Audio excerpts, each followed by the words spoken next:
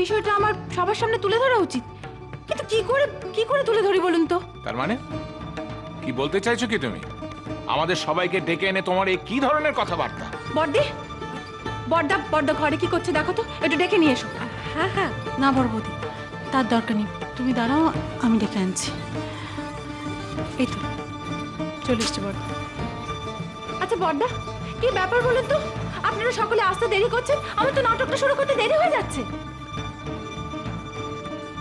বিশাখা, তুমি একটু ভেতরে এসো, তোমার সঙ্গে আলাদা করে কথা আছে।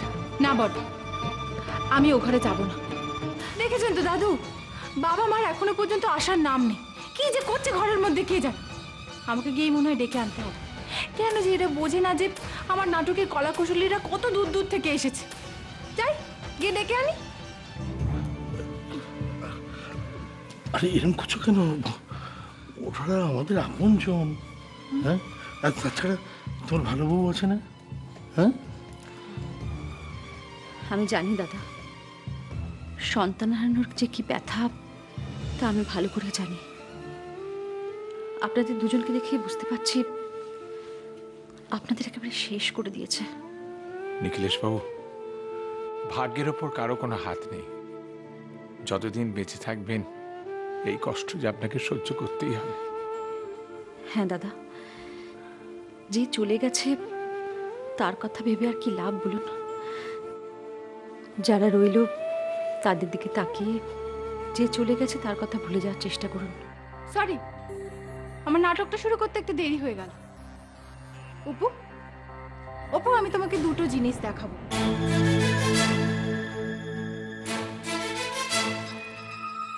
দেখো তো চিনতে পারো কিনা।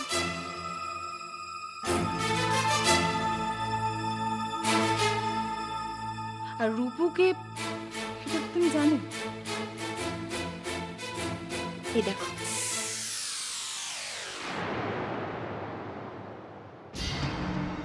একটা সোনার চেন। রূপু, রূপু, এগুলো তুমি কোথায় পেলে? বলো বলো, এগুলো তুমি কোথায় পেলে? এগুলো তো আমার ছেলে, আমার ছেলে রূপুর জিনিস। বলো না মা, বলো না, কে আমার রূপু? তুমি আমার অপুকে ফিরিয়ে দিয়েছো, এবার তুমি বলো রূপু কোথায়? বলো না, রূপু কই? আপনার রূপু হলো। মেজদি, এতক্ষণ ধরে তো তুমি অনেক কথা বলেছো, এবার আমাকেও কিছু বলতে দাও। দুষ্টু, দুষ্টু, তুমি জানো আমার রূপুকে? বলো না, কে আমার রূপু? বলো না দুষ্টু, কে রূপু? রাজা, রাজাই হলো রূপ। এই দুজনের স্নেহ, মমতা, ভালোবাসার কোনো দাম নেই তোমার কাছে? এদের সন্তান থাকা সত্ত্বেও রাজাকে সব থেকে বেশি ভালোবেসেছিল, তোমার সন্তানকে। আর আজ দেখো, রাজা নেই বলে মা পাগল হয়ে গেছে। দুষ্টু, দুষ্টু বলতে দে, ওনাকে বলতে দে। আমি শুনতে পারতাম, আমি অপরাধ করেছি। ছোটদার আসল পরিচয়টা তুমি কি করে জানলে?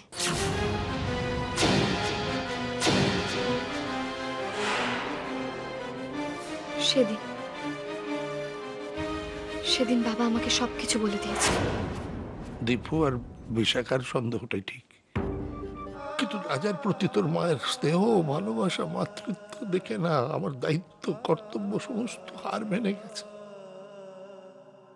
আমি হসপিটালেও চেষ্টা করেছিলাম যে অপু আর সুমিত্রা দীপীকে কথাটা বলবো, কিন্তু সেই খবরটা যদি জানতো